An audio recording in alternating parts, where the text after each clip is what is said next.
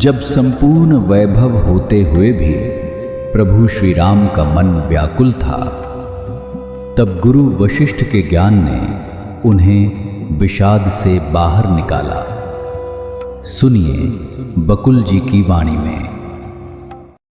कल लीला ने अपने उस परछाई वाली शरीर की 800 जन्म की बात बताई और हमने सोच में गिरा दिया, हमारे साथ भी ऐसा ही हुआ होगा ना। जय श्री राम। आज फिर से 20 फरवरी और उसी ज्ञान वाणी की एक अगले मणिकेक में आज हम ज्ञान चर्चा में उतरेंगे। श्लोक है, इहे वांगुष्ट मात्रान्ते तद्व्योम्येव पद्मस्थितम् मद्भर्तृराज्य समवगतम योजन कोटि भाग। अर्थ है, यहां अंगूठे के आकार के स्थान में अवस्थित मेरे पति का राज्य है, जिसकी कल्पना हम लोग हजारों वर्ग मील में फैले होने की करते हैं। अंगूठे की जितना तल जब हम कल्पना मतलब देखते हैं, जो भ्रम में है कि पूरा तट हमारा है, वैसे तो अंगूठे का तल भी बहुत बड़ा बोल दिया लीला ने। देखते हैं, फिर से हम दशरथ राजा की और राम की सभा में आते हैं। राम ने पूछा कि महर्षि कृपया बताए कि कैसे वे दोनों स्त्रियां ब्रह्मांड की विभिन्न आकाश गंगाओं में जाने में समर्थ हुई और रास्ते की बाधाओं को उन्होंने कैसे पार किया। वशिष्ठ ने उत्तर दिया, हे राम, कहां का ब्रह्मांड, कहां की आकाश गंगाएं और कहां की बाधाएं। दोनों स्त्रियां रानी के अंतःपुर में ही रही। वहीं पर धर्मवेत्ता वशिष्ठ विदुरथ नामक राजा के रूप में शासन करता था। एक और नई कहानी, जहां पे वो रानी के अंतःपुर जो अंदर की जो स्थिति थी, वहां पे एक राजा धर्मवेत्ता वशिष्ठ विदुरक नामक राजा के रूप में शासन करता था। वही पहले राजा पद्म था, वशिष्ठ वही पद्म और वही विदुरक। यह सब शुद्ध आकाश में हुआ। यहां ना ब्रह्मांड है, ना पुरी है, पुरी माने नगर, और ना ही बाधाएं कोई अड़चन है। आपस में बातें करते हुई दोनों स्त्रियां कमरे से बाहर निकली और गांव की तरफ बढ़ी। यहां गांव पहाड़ की चोटी पर स्थित था।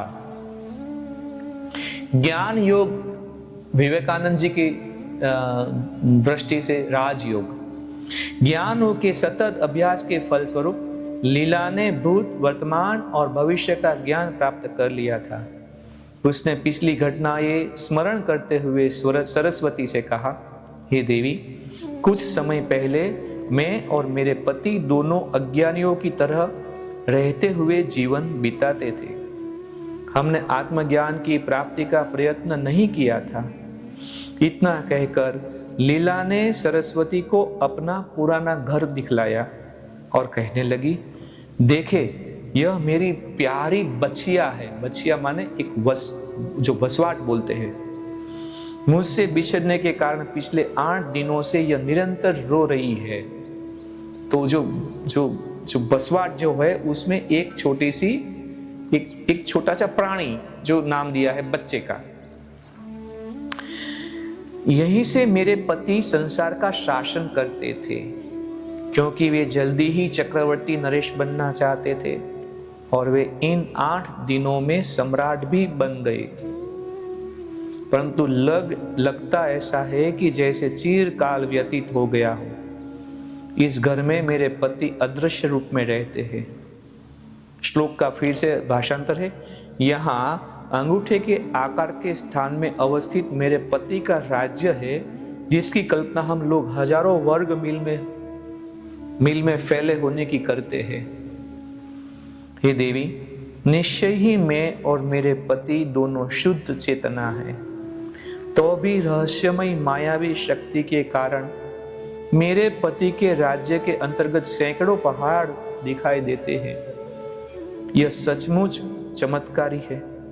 मैं अपने पति द्वारा शासित राज्य की राजधानी में जाना चाहती हूँ। आइए हम लोग वहीं चले। सरस्वती और लीला आकाश की ओर बढ़ी। उन्हें संपूर्ण सृष्टि दिखाई पड़ी। उसके परे थी शुद्ध चेतना। उस असीम चेतना की मूलभूत प्रकृति के कारण ब्रह्मांड, जीव और भिन्न भिन्न आकृतियां बनती और मिटती है तथा अपने चिंतन शक्ति से साम्यावस्था भी प्राप्त करती है। यह सब कुछ बच्चों का सा सहज खेल लग रहा है। हे राम, उन अगणित ब्रह्मांडों में कुछ ऐसे भी है जहां केवल वनस्पतियां हैं। कुछ ऐसे हैं जहां ब्रह्मा, विष्णु और महेश देवता के रूप में पूजे जाते हैं, और कुछ ऐसे भी है जहां कुछ है ही नहीं। कुछ ऐसे भी है जहां पशु पक्षी ही रहते हैं। कुछ में कीटाणुओं का राज है, कुछ घोर अंधकार से भरे हुए हैं, कुछ में देवदूत रहते हैं, कुछ ज्योतिर्मयी हैं, कुछ आकाश में गिरते और नष्ट होते हुए से लग रहे हैं, क्योंकि चेतना सभी जगह विराजमान रहती है। इसलिए इन ब्रह्मांडों की सृष्टि और विनाश भी सदा लगा रहता है। ये सभी ब्रह्मांड किसी रहस्यमय सर्वव्यापक शक्ति के द्वारा एक में बंधे रहते हैं, जैसे एक माला में मणि के पिरोए हुए रहते हैं। हे राम, एक असीम चेतना में सब कुछ विद्यमान रहता है। उससे सब कुछ उत्पन्न भी होता है और वही सब कुछ रहती भी है। और इसी परम ज्ञान के मणिके के साथ आज हम विराम लेते हैं। चिंतन मनन आप जारी रखिएगा। जरूर से बार बार इस वीडियो को सुनिएगा और नीचे लिखा हुआ जो भी ये पाठ है साथ साथ में श्रवण और साथ साथ में देखना भी, दोनों एक साथ चलेगा तो ज्यादा हम ये समझ पाएंगे। आज के लिए इतना ही। जय श्री राम। इस ज्ञान यात्रा में हमारे साथ बने रहने के लिए चैनल को सब्सक्राइब करें और बेल आइकॉन दबाएं।